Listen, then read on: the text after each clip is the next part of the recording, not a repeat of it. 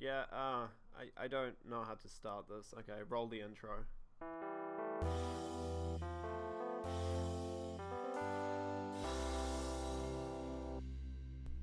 Hello and welcome. Thank you for tuning in to this week's episode of the Conundrum cast, where we talk about anything and everything, tackling the small topics and the big questions. My name is Imre, and I'm your host.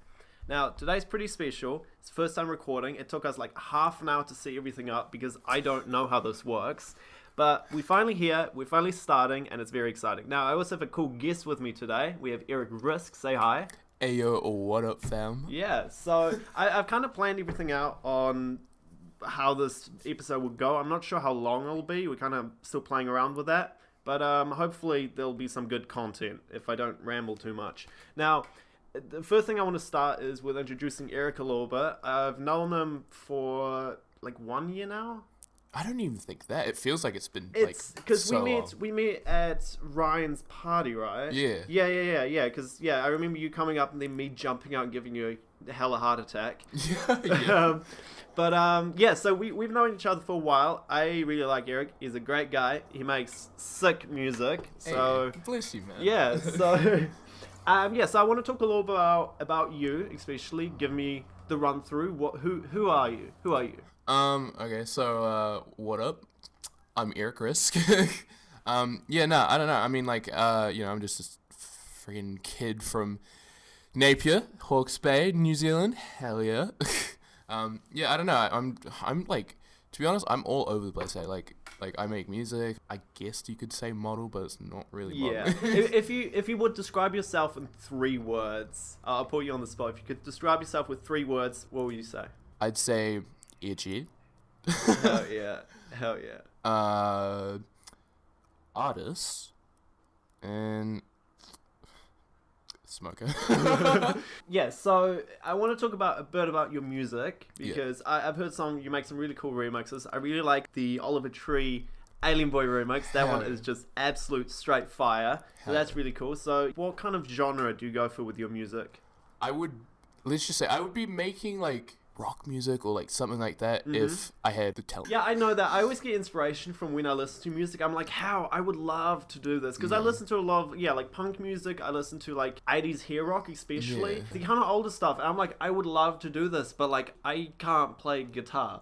I can't do drums. I don't know how to music. Yeah. I pick up so many instruments and then play it for a little bit and then just get bored of it. Yeah. Well, not really bored. I just don't see myself getting anywhere. That's probably also because I don't practice enough. Yeah. But then I kind of give up, and then like I listen to it, I'm like, I mean that's simple enough. I could probably do that, but then I can't motivate myself to really do it. Yeah, like easier said than done. Yeah, exactly. It's easier said than done. Dude, like the amount of different instruments I picked up and then just given up on. Like, exactly. It's so like the good thing about like producing is like it kind of just feels like you're playing a video game. Exactly. Yeah. It's not like making a song. You're just like, messing around with this like software, and it's like, you're just having fun. Yeah, exactly. Yeah, I play around with GarageBand, whatever you want to call it. But like, it gets the job done. So I've played around with that a bit. You use FL Studio, correct? Yeah, no, I've got the free demo, but I have no idea how to use it.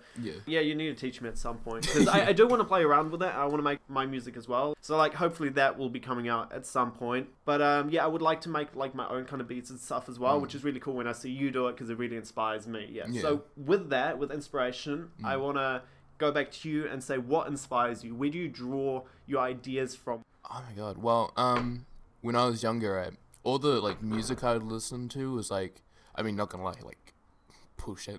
Yeah. It was like I used to listen to the like dumbest and lamest stuff. Like, have you ever heard of this band called Bowling for Soup? Bowling for Soup? Yeah. I mean, I'm hooked. I already love the name. The name is dope. Yeah. But I see where you're going with this. This probably wasn't the greatest. Yeah, nah, see, like, they were like the Smash Mouth of punk music. Oh, okay. They had like some good songs, but it's like, why? Yeah. Yeah, like a lot of my music like came from like, listening to like soundtracks from like movies and stuff. Like all the like soundtracks from like the movies I'd watched when I was younger, they were like, it was like 2000s music, so it's like kind of like pop punk, like skate punk kind of stuff. Yeah. But yeah, and then like when I got older, I started getting into like a lot of like emo music. Like, the dark times. Dark times. Yeah, no, but like, I found like, I think my first proper emo band that I ever listened to was this like band called Anabor. They were basically just like every other like mall emo kind of pop punk band, yeah. Yeah, yeah. But yeah, and coincidentally, I got that from another Scooby-Doo movie. But yeah, no, like, yeah, I got really into like emo music and stuff like that, and then like all different types of music. Like, I've never had like a like certain specific type. It's just like, I don't know. I think like anything that I found hard at the time, you know, like really hype. Yeah. Yeah, I was like, yo, this type. It is that kind of like, it's mood based as well. Like a lot of the time, like I have this one big playlist, my favorites kind of thing. Yeah. The playlist is like 3 years old now. It's like 3 years old. It's got like 1,200 songs on it now. Most of it I would never listen to anymore. I've removed some stuff I find stupid now. Yeah. It's cool as well, like listening back through it. I remember where I was in life or like what was happening around me at the time. Yeah, because you can like think back, I was 13, I was listening to a lot of this back then. Yeah. So I do feel like, your childhood, and especially music that you listen to, will influence you through your life. Yeah. You know, and it passes on as well. Like if I ever have kids, God knows if that will ever happen. But like I'll be playing that as well, and then they'll influence them. So I do find that quite interesting. Yeah. Yeah. So apart from music, what else? Are there any like specific people that really influence you? Just you in general. Just in general, yeah. Or like your fashion, or my fashion sense is like I like to think it's unique. Yeah. But like, according to every other person ever, everyone on Instagram, you know, they're all just like, e-boy. I mean, I draw a lot of inspiration from like millions of different people. I got this friend Quinn, and I met him through like YouTube. Mm-hmm. Yeah, we both like kind of quit YouTube, but he started like getting more into fashion and stuff. I'd say he definitely does. Then there's also just like Skrillex, he influenced me a lot. He's like one of the main reasons why I'm gonna be outed here, guys. He's like one of the main reasons I wear like jeans.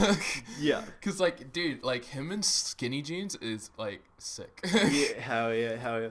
But also what you were saying, how your fashion is unique. Well, I think it is like, it might be like a common fad kind of thing, like that kind of clothing, and everyone will kind of wear it. But obviously it is unique, especially to you, because of the things that you've gone through, for example. Yeah, and your childhood, you growing up, you listen to this music, that would influence you. So like, in relation to you, it is a unique thing, obviously. And but also like talking about Instagram, especially in this whole like the e-boy thing, or especially e-girl thing, you do think about like how many people actually like are in that scene. It's the same thing with people copying like the skater scene. Like people get really pissed off as like do you even skate? Generally, because especially me, like I grew up also, like I grew up skating. I had skateboards, but when we moved to New Zealand, it was left behind. I'm not going to get into it, but and then I kind of like dropped out of that opportunity in life, I guess, how I see it. And like I would like to get back into skating and stuff, and I love skate culture, and I love the fashion, I love the whole idea of it, but it does feel like I get where their frustration comes from, because obviously like skating, it's not for a lot of people, for actual skaters, it's like it's a way of life in a sense, because like that's what they dedicate their time to. So they obviously, like, I can understand that they get frustrated when a lot of people are like pretending to skate and taking like selfies holding a skateboard and being like, wow, I'm so edgy, I skate. It's like, no, you don't. You would probably fall off if you step on it, you know. And I personally would like to get back into it, but also like I'm too insecure to go to the skate park and then look like absolute weeb just standing on the thing, because I don't remember anything. I mean, like, I can stay on the board, I can do stuff, but other than that, you know, like, I longboard, which probably is going to piss off skaters even more now, but it is the thing. It is going back to what we were talking about with fashion. Your one is personal, and that's what makes it unique, even if other people wear the same thing. Because, I mean, you'll always find someone who's wearing similar clothing to you kind of thing. Yeah, exactly.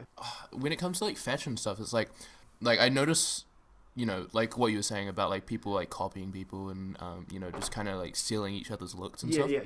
Yeah, like, when I try to find, like clothes and stuff, I'm always trying to find, like, things that other people, like, I haven't seen too many people wear. Yeah. Yeah, like that Scarface shirt that I bought not that long ago. Yeah, hell yeah, dude, yeah. I've never seen anyone wear that before. Yeah. So I was so happy when I found Hell that. yeah. You don't even know how happy I was. Yeah. That's what I like about fashion as well, because it's always evolving. Yeah. And I feel like with saying like people copy other people or try and be something they're not, there's two sides to that. Because obviously there's those people that are just clout chasing. Yeah. They're just trying to follow the hype. They're trying to be like everyone else, trying to fit in, for example. Or there's other people, who like genuinely look up to this other scene, to this person. That's where that's inspiration. Yeah. In a sense, you're looking up to someone else. Yeah. And you see other people, you'll see celebrities, you'll see, exactly, a friend that you really like, and he wears crazy clothing, for example. You're like, I want to look like that. Yeah. So you go out of your way to look like that as well. So like there's two sides to it. Yeah. And I feel that a lot of scenes especially will get too defensive of their style. And it'll become too secluded. I feel like that's also how a scene will go stale. Yeah. Because like some scenes will kind of openly take in new people, but then there's those who are like, nah, you can't. You're just pretending to be like us. But there's some people who like actually want, and I mean that's necessary that you take new people into a scene. Otherwise, it dies out. I mean that's. In a sense, how like styles die, for example, how fads kind of. Yeah. I never got like people who are like offended by people coming in. Like I understand the whole like thing of like, like that's like your life and your like lifestyle and stuff, and so like you feel like kind of shitty when someone like takes that from you. But at the same time, it's like it's not like they're posing. It's because like they obviously want to be a part of the culture. Exactly. Yeah. So it's like it shouldn't be that big of a deal. Although I will say, when I see an emo kid nowadays, yikes. Yeah. No, I do feel like some people are just overly defensive of it. Like, I understand you... Yeah, exactly. You've dedicated your life or, like, your time to this, so you want to stay true to it, and you don't like when other people come and kind of make it look stupid. I understand that, but they're obviously, like, if they're genuine about wanting to be a part of this, then you should openly help, like... allow them to be a part of it and kind of help them become a part of it, and not then end up like half-assing it and making it look stupid, because obviously that's what people are worried about. They're worried that someone new will come in and then make the whole thing look dumb because they're not doing it right. So teach them, show them how to properly do it, help them do it so it doesn't ruin the fad, if you're so defensive about it.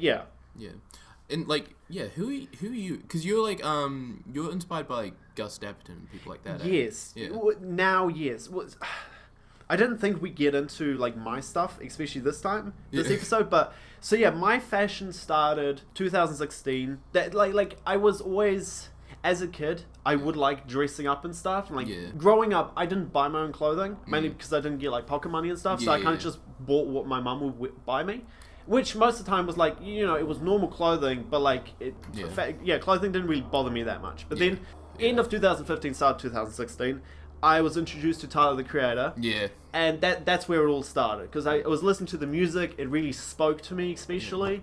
I was like, I want to be like this guy. Like, I really looked up to this artist because, he was doing something completely different. He looked crazy. There's a quote that I'm probably gonna like misquote him, but there was a quote that he had on like a billboard or something that like young kids and old men have the coolest style because they don't care about how they look like. They'll just wear whatever they like. Kind of thing. And that really inspired me as well. And then I went on exchange to Cologne, which is a huge city. Like it has like 1 million people living in this one city. Jesus. And there, heaps of shopping opportunities, and like then I had money as well. Yeah. Because I'd been working to get money for this exchange. Yeah. And I would always go into any clothing store with the mindset of just pick the craziest thing you can find. Yeah. And think if Tyler would wear it. And there's photos on my like normal Instagram, like the Imre Wash one. Yeah.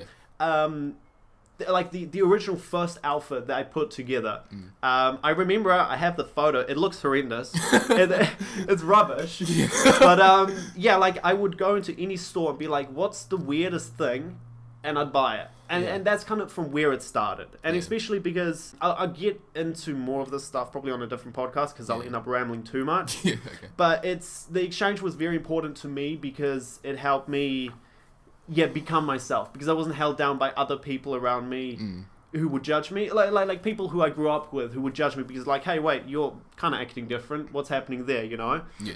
I wasn't held down by that, and I could express myself, and that's where it all started, where my fashion started.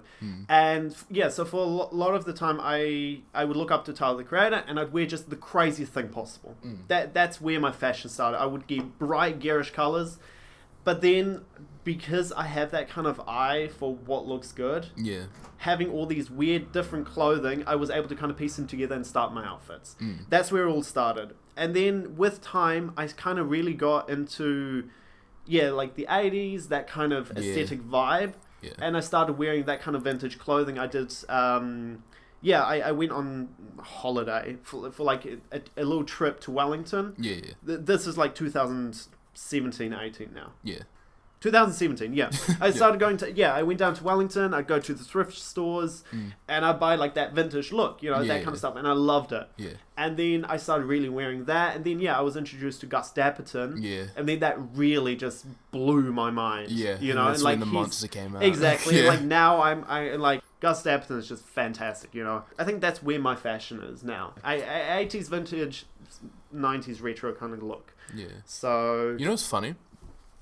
My first ever impression of you, right, was when one of my friends, won't say who, found you on Tinder, and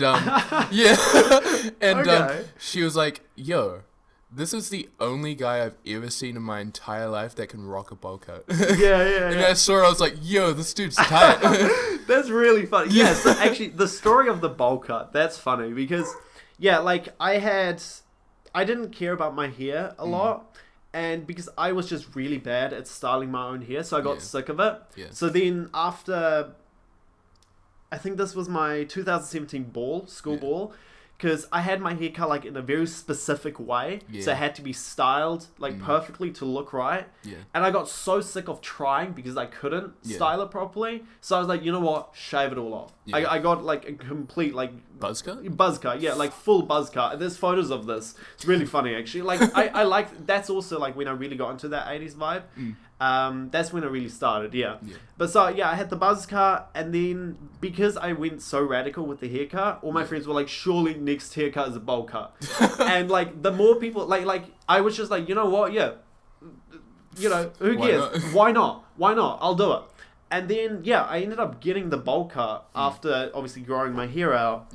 And I kind of liked it because I stood out because of it, So I started standing out, and then obviously I was introduced to Gus Dapperton.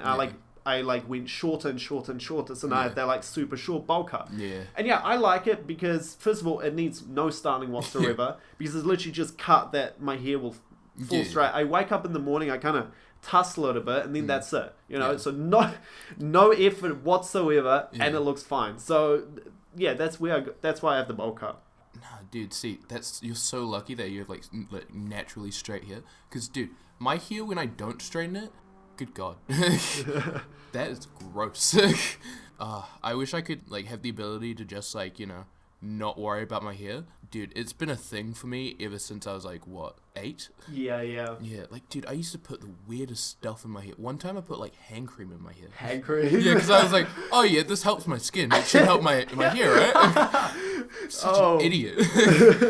Yeah, but I feel like, especially for a lot of people, hair is obviously like quite a big thing. I feel like that can also come from wearing a uniform at school. Because I went to Steiner School where there's no, there's a dress code, but there's no uniform. So you could kind of wear whatever you wanted. So people could express themselves already with clothing that way. But for a lot of people going through like all their life at school wearing the same uniform, looking the same as everyone else, especially like hair or piercings, which obviously most schools aren't allowed. Hair is like the one way that people can express themselves. So I feel like that becomes a very big thing. It becomes a necessity to have nice hair. Because for a lot of people that's the only way you can stand out. So I feel like that's where that kind of mentality comes from. yeah, obviously, like, it's also just to feel nice, to feel good with yourself. If you have nice hair, you can, yeah. But, yeah, no, for me, hair's just never been that big of a thing. Yeah. Every single one of my friends, like, they know you just because of the bowl cut. Like, a kid will come up to me at school every now and then and be like, who's that dude with the bowl cut? Really? Yeah. Actually, I know, that's really cool. Yeah. That's dope. I'm so happy right now. That's cool. With my fashion especially, like, it's become a thing. I end up standing out. I feel like, yeah, that already became a thing, yeah, when I started my fashion, because I was wearing that Tyler the Creator clothing. I would go and just be like, what's the craziest thing the store has to offer? I will buy it and I will wear it. And especially being in that such a big city. Yeah. Everyone looked at me and like yeah, it's I mean, it sounds stuck up, but it's just I liked the attention. Yeah. But not that kind of thing that everyone was like revered. Oh my god, look at him, he's amazing. More just like, what the heck is he wearing? Why is he literally? I have this 2-piece like outfit.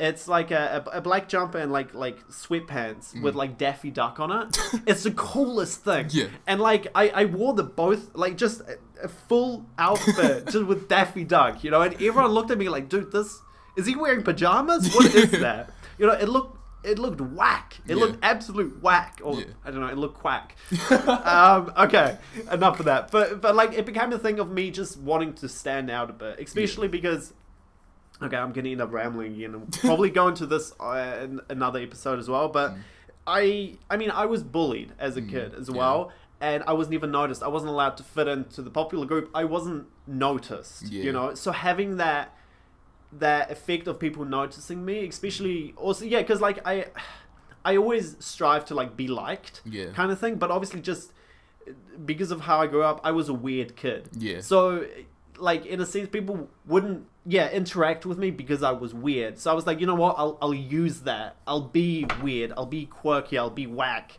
I'll stand out that way. And that became a thing. And then like with time, obviously my fashion improved.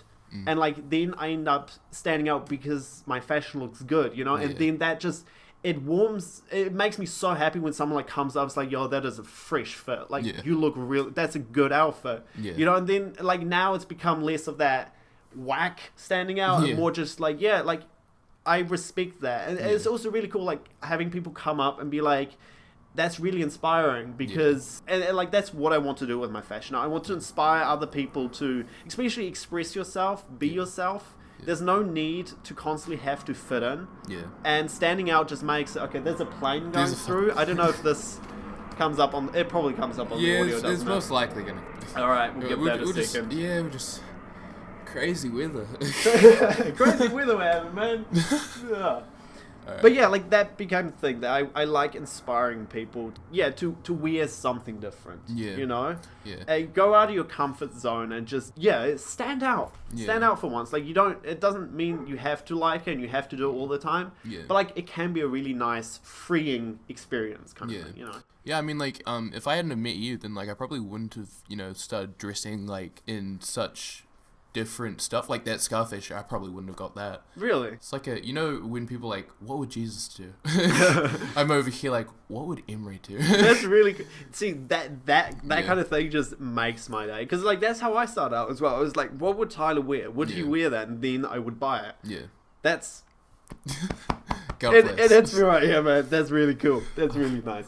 I guess we'll kind of okay, so I have a couple of segments that I want to try out. Let me know if you like this, and other people listening. So I want to do a couple, like a recurring thing. So I'll do like a movie recommendation. I'll do like a music artist recommendation, and then also I'll do like a little philosophy quote, and we talk about that a little bit. So every week, and then potentially I'll do like every 2 or 3 weeks I'll do like a movie book recommendation as well, but like who reads these days? I mean, but like there's audiobooks as well, so there's that. Okay, so I want to start off with my movie recommendation for this week, which is, it's actually a YouTube mini series. So it's called The Fields. Okay. Now they I've been following them for a while. It's really, really cool.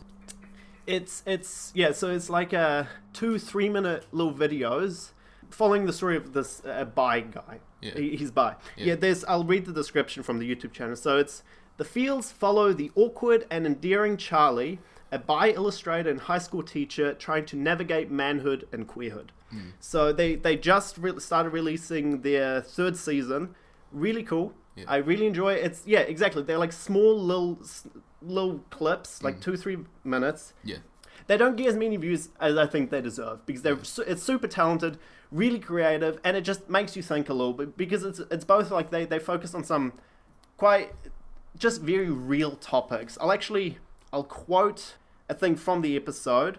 So this is him talking to a friend. Yeah. This is Charlie talking to a friend, and he goes, "So I've noticed a weird complication about being bi. Okay. If I go on a date with a girl and tell her I'm bi, she just thinks I'm gay. Yeah. But if I go on a date with a guy and tell him that I'm bi, he just thinks that I'm definitely gay." Yeah. Yeah. I mean, that's too relatable. Yeah, exactly. I'm like, me, because probably not everyone knows this, but I am openly bi. Yeah. So I feel like, in a sense, I have experienced that before as well. Hey guys, it's me in post-production. I feel like I didn't talk about the fields enough. I didn't give it the credit that it deserves because I just cannot stop gushing about this series. Okay, it's comical, it is whimsical, it's real. The simplicity of these episodes make them super digestible, but they still pack just an absolute punch. You know, a 2-minute episode will have you thinking on and on and on for ages. I cannot recommend this series enough. It's an absolute work of art. It's written and performed by a guy called Tim Manley, and I cannot stop talking about this guy now. You know, I've been watching little snippets of his on YouTube, and he does this one video where he tells a story about him basically getting his job back at this school that he worked at. And it's just such a real story because it's relatable. He talks about his insecurities and he talks about how he overcomes it. And yeah, he says he like becomes his own spirit animal in a sense, that he kind of used his insecurities against themselves and conquered them. This guy is just such a creative ball of energy, and I just absolutely love it. And with that, we can get back to the podcast now. Thank you for listening. And they also have like little guest artists on as well. For example, they have the amazing musician Milo. Which brings us to the next segment, which is my artist recommendation for the week, which is Milo. I'll read a little bit about him. So Wikipedia, it says he's like hip-hop, alternative hip-hop. Yeah. But if you listen to the music, it's almost spoken word poetry over like mellow beats. Yeah. And his stuff is really, really cool because it's both really deep. Yeah. Like there's some really deep stuff in there and really relatable stuff and stuff that just makes you think. But also he talks about really everyday topics, you know? Yeah. And every day, like he kind of puts the feeling into words. And I just absolutely love it. Like I can listen to him for hours and hours and hours. Yeah. You know, and like sometimes he'll just do lines that you just don't really understand. And it's a lot of wordplay. And like, for example, on his song Souvenir featuring Hemlock Ernst, all right. He talks about a book. It goes, I thought they might have killed me, so I read the Hagakure on a very long drive from Chicago to here.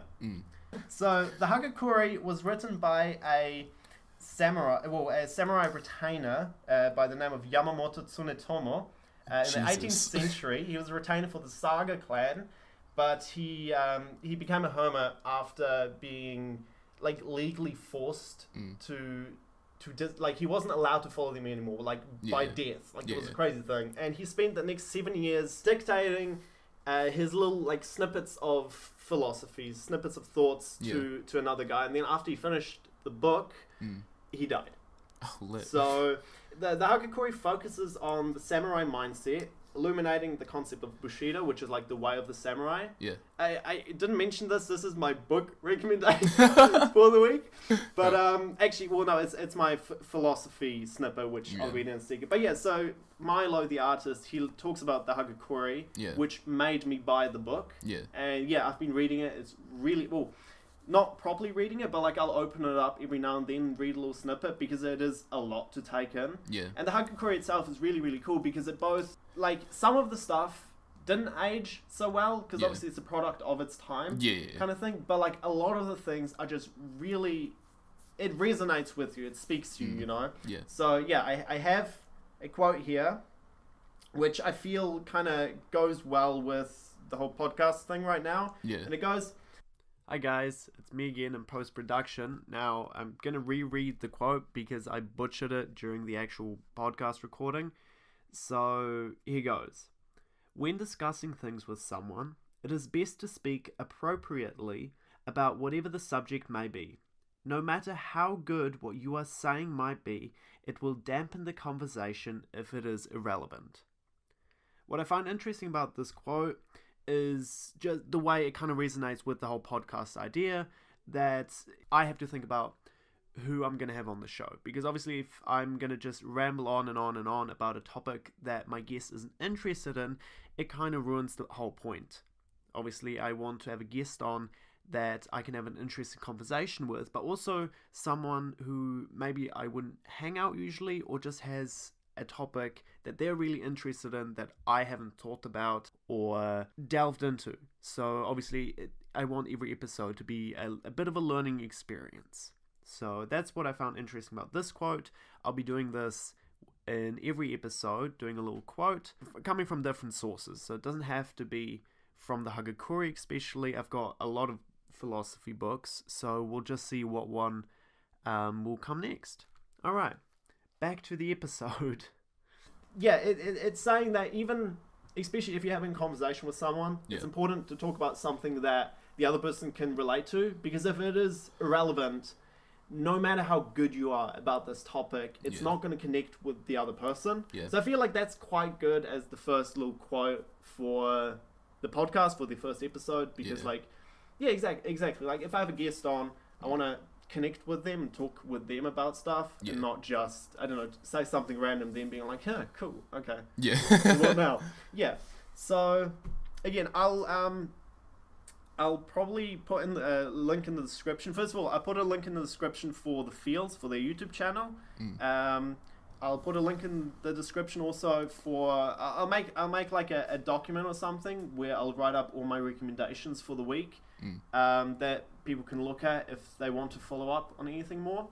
And I'll link in the artists and everything as well. So, because I have a guest on today, I want to let you kind of say something as well. Yeah, if there's a movie recommendation or an artist or song or anything like that. Do you know the model Lucas, I think his last name's Sabata?